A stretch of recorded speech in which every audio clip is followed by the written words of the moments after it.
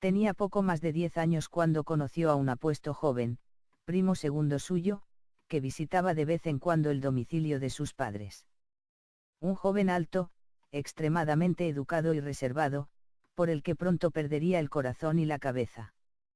Aquel joven, 16 años mayor que ella, era el príncipe Pablo de Grecia, 1901-1964, hijo y hermano de reyes, con quien se casó antes de cumplir los 21 años, para unirse definitivamente a los destinos de su admirado esposo y de Grecia. Federica de Hannover, 1917-1981, hija de Ernesto Augusto III, duque de Brunswick, y de la princesa Victoria Luisa de Prusia, nieta del emperador Guillermo II de Alemania, bisnieta de Federico III y en la línea de sucesión del rey Jorge III de Inglaterra, se educó en un ambiente dominado por una novedosa corriente hitleriana, de la que abominaría años más tarde, víctima de su euforia belicista y expansionista.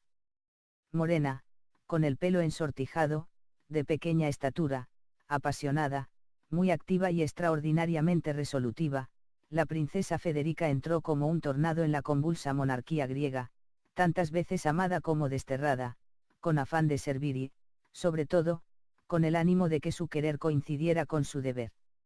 Un principio que asumiría posteriormente como propio su hija, Sofía de Grecia, reina de España. Siendo la esposa del príncipe heredero desempeñó funciones de primera dama, dado que el rey Jorge estaba ya separado de Isabel de Rumanía y no quiso oficializar su relación con Joyce Wallach.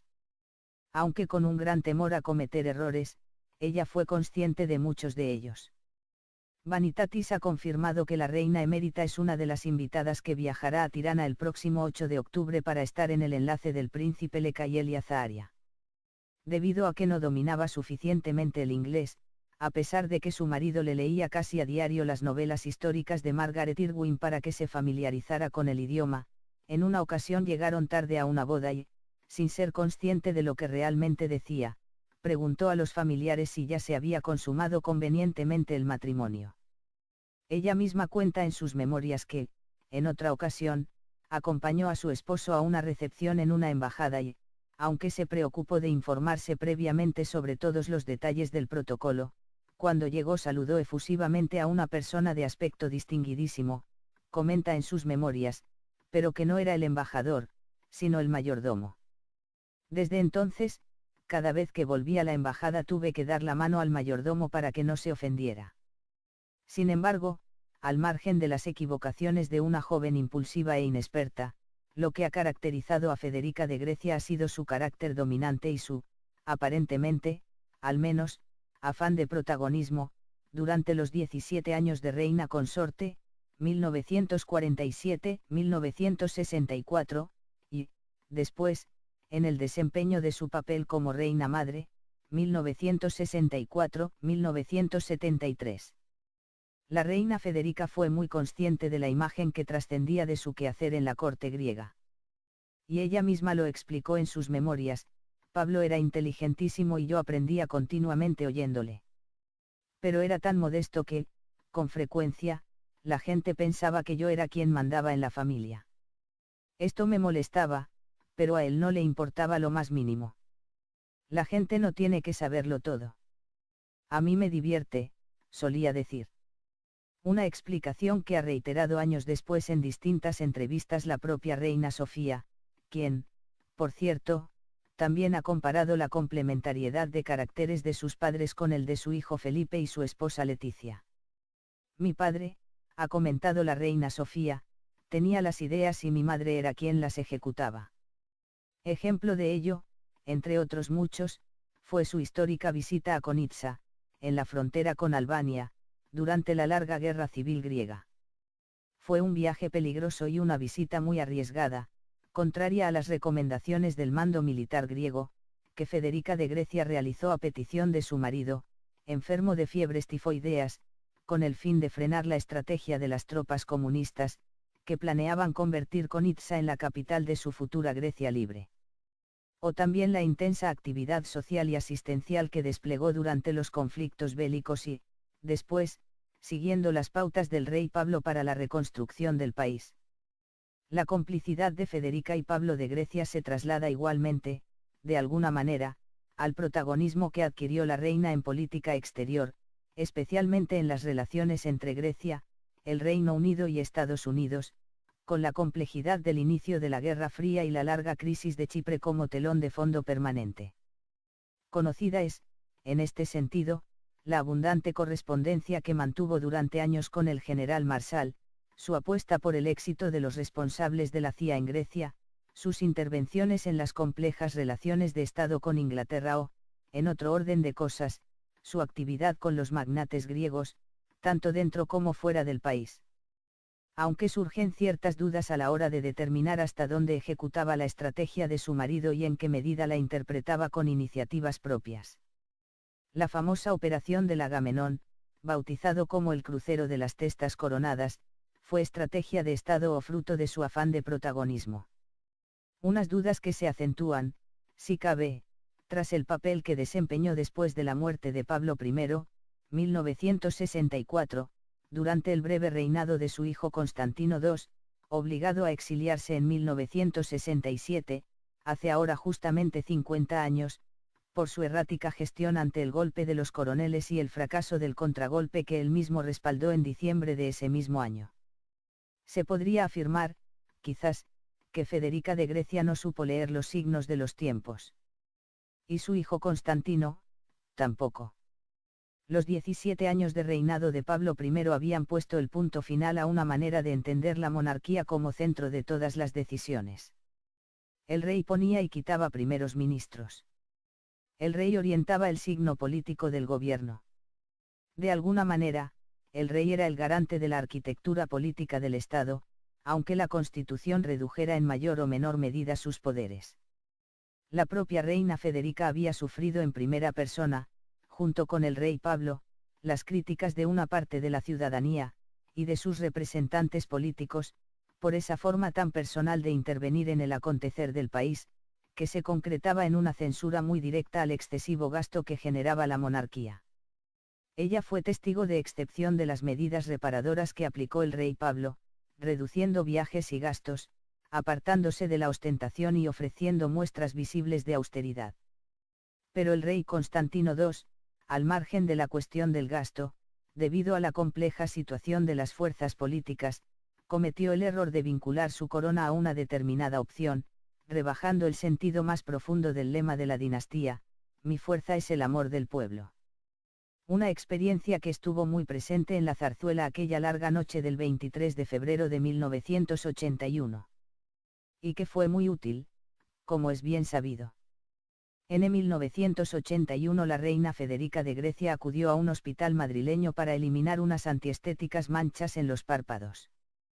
Nadie, ni siquiera su hija Sofía, que estaba pasando unos días de descanso en Baqueira Beret, sabía que la monarca Elena iba a pasar por el quirófano, ya que se trataba de una sencilla intervención quirúrgica. La mujer de Pablo de Grecia entró en la clínica La Paloma por su propio pie. Pero un infarto de miocardio masivo acabó con la vida de una mujer que sobrevivió a la guerra y a las penurias de una vida en el exilio. La trágica noticia sorprendió a su hija muy lejos de Madrid e inmediatamente se montó en un helicóptero y voló para estar al lado de su madre. Tal fue la conmoción que incluso el entonces presidente del gobierno, Adolfo Suárez, que se encontraba en Palma de Mallorca en el 2 Congreso de UCD, regresó de inmediato a la capital. Según cuenta el periodista Jaime Peñafiel en su libro A Golpe de Memoria, la organización del funeral no iba a resultar nada sencillo. La familia real griega vivía exiliada y el entonces presidente griego Constantino Karamanlis había prohibido la presencia de cualquiera de sus miembros en tierras griegas. Pero el último deseo de Federica fue descansar eternamente junto a su marido Pablo, cuyos restos reposaban en los jardines del Palacio de Tatoy. Una voluntad que sus hijos querían cumplir a toda costa. En ese momento, el músculo diplomático del Palacio de la Zarzuela comenzó las negociaciones con el gobierno griego, para permitir la entrada del séquito que acompañaría el féretro de la madre de Doña Sofía. Mientras, el servicio preparó una salita provisional donde descansaría la monarca fallecida, pero el tira y afloja entre España y Grecia se alargó tanto, que el cuerpo sin vida de Federica yacería casi una semana entera sin que sus hijas, que acudían diariamente a rezar junto a ella, pudiesen darle sepultura. La situación había llegado a un punto en el que nadie daba su brazo a torcer. El rey Juan Carlos tenía su agenda paralizada por no saber qué día exacto podría viajar a Grecia para enterrar a su suegra, y los ánimos políticos en el país heleno se caldeaban cada vez más. Según rememora doña Sofía en el libro La reina de Pilar Urbano, los dirigentes griegos de aquel entonces tuvieron una actitud muy tozuda. Finalmente, Karamanlis permitió la entrada en el país de la familia real griega, aunque solo podrían permanecer en él un total de 5 horas. El funeral se organizó en varios tiempos. En primer lugar, aterrizó en Atenas y sin honores un primer avión que transportaba el cadáver de Federica junto a sus hijos Sofía, Constantino e Irene y una cincuentena de invitados, entre los que se encontraban Juliana de Holanda, Felipe de Edimburgo o los príncipes de Liechtenstein. Una vez el ataúd y los acompañantes hubieron abandonado el aeródromo, un segundo avión con el rey Juan Carlos a bordo, aterrizó. En esta ocasión, sí se rindió toda clase de honores, ya que, a pesar de ser el yerno de la reina Federica, no dejaba de ser el jefe del Estado español, por lo que el primer ministro griego acudió a recibirle como manda el protocolo. Una vez en Tatoi, la reina Sofía se arrodilló ante la tumba de su madre. Su llanto desconsolado parecía evidenciar que seguía desconcertada ante una muerte tan inesperada. En aquellos jardines del derruido palacio, a la esposa de Juan Carlos I se le agolparon los recuerdos de cuando ella y su familia tenían una vida feliz y tranquila, que se vio truncada por la desgracia de un exilio que ya nunca más tendría vuelta atrás. Es el amor del pueblo. Una experiencia que estuvo muy presente en la Zarzuela aquella larga noche del 23 de febrero de 1981. Y que fue muy útil, como es bien sabido. En 1981 la reina Federica de Grecia acudió a un hospital madrileño para eliminar unas antiestéticas manchas en los párpados. Nadie, ni siquiera su hija Sofía, que estaba pasando unos días de descanso en Baqueira Beret, sabía que la monarca Helena iba a pasar por el quirófano, ya que se trataba de una sencilla intervención quirúrgica. La mujer de Pablo de Grecia entró en la clínica La Paloma por su propio pie. Pero un infarto de miocardio masivo acabó con la vida de una mujer que sobrevivió a la guerra y a las penurias de una vida en el exilio.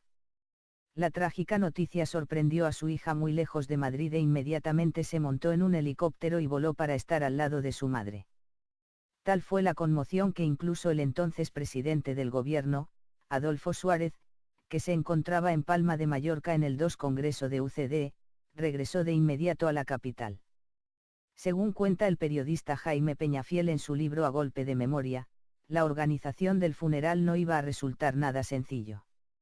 La familia real griega vivía exiliada y el entonces presidente griego Constantino Karamanlis había prohibido la presencia de cualquiera de sus miembros en tierras griegas. Pero el último deseo de Federica fue descansar eternamente junto a su marido Pablo, cuyos restos reposaban en los jardines del palacio de Tatoi. Una voluntad que sus hijos querían cumplir a toda costa. En ese momento, el músculo diplomático del Palacio de la Zarzuela comenzó las negociaciones con el gobierno griego, para permitir la entrada del séquito que acompañaría el féretro de la madre de doña Sofía. Mientras, el servicio preparó la ocasión que ha reiterado años después en distintas entrevistas la propia reina Sofía, quien, por cierto, también ha comparado la complementariedad de caracteres de sus padres con el de su hijo Felipe y su esposa Leticia. Mi padre, ha comentado la reina Sofía, tenía las ideas y mi madre era quien las ejecutaba. Ejemplo de ello, entre otros muchos, fue su histórica visita a Konitsa, en la frontera con Albania, durante la larga guerra civil griega. Fue un viaje peligroso y una visita muy arriesgada, contraria a las recomendaciones del mando militar griego, que Federica de Grecia realizó a petición de su marido, enfermo de fiebres tifoideas, con el fin de frenar la estrategia de las tropas comunistas, que planeaban convertir Konitsa en la capital de su futura Grecia libre. O también la intensa actividad social y asistencial que desplegó durante los conflictos bélicos y, después, siguiendo las pautas del rey Pablo para la reconstrucción del país. La complicidad de Federica y Pablo de Grecia se traslada igualmente, de alguna manera, al protagonismo que adquirió la reina en política exterior, especialmente en las relaciones entre Grecia, el Reino Unido y Estados Unidos, con la complejidad del inicio de la Guerra Fría y la larga crisis de Chipre como telón de fondo permanente. Conocida es, en este sentido, la abundante correspondencia que mantuvo durante años con el general Marshall, su apuesta por el éxito de los responsables de la CIA en Grecia, sus intervenciones en las complejas relaciones de Estado con Inglaterra o, en otro orden de cosas, su actividad con los magnates griegos, tanto dentro como fuera del país. Aunque surgen ciertas dudas a la hora de determinar hasta dónde ejecutaba la estrategia de su marido y en qué medida la interpretaba con iniciativas propias. La famosa operación del Agamenón, bautizado como el crucero de las testas coronadas, fue estrategia de Estado o fruto de su afán de protagonismo. Unas dudas que se acentúan, si cabe, tras el papel que desempeñó después de la muerte de Pablo I, 1964, durante el breve reinado de su hijo Constantino II, obligado a exiliarse en 1967, hace ahora justamente 50 años, por su errática gestión ante el golpe de los coroneles y el fracaso del contragolpe que él mismo respaldó en diciembre de ese mismo año. Se podría afirmar, quizás, que Federica de Grecia no supo leer los signos de los tiempos. Y su hijo Constantino, tampoco. Los 17 años de reinado de Pablo I habían puesto el punto final a una manera de entender la monarquía como centro de todas las decisiones. El rey ponía y quitaba primeros ministros. El rey orientaba el signo político del gobierno. De alguna manera, el rey era el garante de la arquitectura política del Estado, aunque la Constitución redujera en mayor o menor medida sus poderes. La propia reina Federica había sufrido en primera persona, junto con el rey Pablo, las críticas de una parte de la ciudadanía, y de sus representantes políticos, por esa forma tan personal de intervenir en el acontecer del país, que se concretaba en una censura muy directa al excesivo gasto que generaba la monarquía. Ella fue testigo de excepción de las medidas reparadoras que aplicó el rey Pablo, reduciendo viajes y gastos, apartándose de la ostentación y ofreciendo muestras visibles de austeridad. Pero el rey Constantino II, al margen de la cuestión del gasto, debido a la compleja situación de las fuerzas políticas, cometió el error de vincular su corona a una determinada opción, rebajando el sentido más profundo del lema de la dinastía. Mi fuerza. Tenía poco más de 10 años cuando conoció a un apuesto joven, primo segundo suyo, que visitaba de vez en cuando el domicilio de sus padres. Un joven alto, extremadamente educado y reservado, por el que pronto perdería el corazón y la cabeza. Aquel joven, 16 años mayor que ella, era el príncipe Pablo de Grecia, 1901-1964, hijo y hermano de reyes, con quien se casó antes de cumplir los 21 años, para unirse definitivamente a los destinos de su admirado esposo y de Grecia. Federica de Hannover, 1917-1981, hija de Ernesto Augusto III, duque de Brunswick, y de la princesa Victoria Luisa de Prusia, nieta del emperador Guillermo II de Alemania, bisnieta de Federico III y en la línea de sucesión del rey Jorge III de Inglaterra, se educó en un ambiente dominado por una novedosa corriente hitleriana, de la que abominaría años más tarde, víctima de su euforia belicista y expansionista. Morena, con el pelo ensortijado, de pequeña estatura, apasionada, muy activa y extraordinariamente resolutiva, la princesa Federica entró como un tornado en la convulsa monarquía griega, tantas veces amada como desterrada, con afán de servir y, sobre todo, con el ánimo de que su querer coincidiera con su deber. Un principio que asumiría posteriormente como propio su hija, Sofía de Grecia, reina de España. Siendo la esposa del príncipe heredero desempeñó funciones de primera dama, dado que el rey Jorge estaba ya separado de Isabel de Rumanía y no quiso oficializar su relación con Joyce Wallach. Aunque con un gran temor a cometer errores, ella fue consciente de muchos de ellos. Vanitatis ha confirmado que la reina emérita es una de las invitadas que viajará a Tirana el próximo 8 de octubre para estar en el enlace del príncipe Lecael y Azaharia. Debido a que no dominaba suficientemente el inglés, a pesar de que su marido le leía casi a diario las novelas históricas de Margaret Irwin para que se familiarizara con el idioma, en una ocasión llegaron tarde a una boda y, sin ser consciente de lo que realmente decía, preguntó a los familiares si ya se había consumado convenientemente el matrimonio. Ella misma cuenta en sus memorias que, en otra ocasión, acompañó a su esposo a una recepción en una embajada y, aunque se preocupó de informarse previamente sobre todos los detalles del protocolo, cuando llegó saludó efusivamente a una persona de aspecto distinguidísimo, comenta en sus memorias, pero que no era el embajador, sino el mayordomo. Desde entonces, cada vez que volví a la embajada tuve que dar la mano al mayordomo para que no se ofendiera. Sin embargo, al margen de las equivocaciones de una joven impulsiva e inexperta, lo que ha caracterizado a Federica de Grecia ha sido su carácter dominante y su, aparentemente, al menos, afán de protagonismo, durante los 17 años de reina consorte, 1947-1964, y, después, en el desempeño de su papel como reina madre, 1964-1973. La reina Federica fue muy consciente de la imagen que trascendía de su quehacer en la corte griega. Y ella misma lo explicó en sus memorias: Pablo era inteligentísimo y yo aprendía continuamente oyéndole. Pero era tan modesto que, con frecuencia, la gente pensaba que yo era quien mandaba en la familia. Esto me molestaba, pero a él no le importaba lo más mínimo. La gente no tiene que saberlo todo. A mí me divierte, solía decir. Una explicación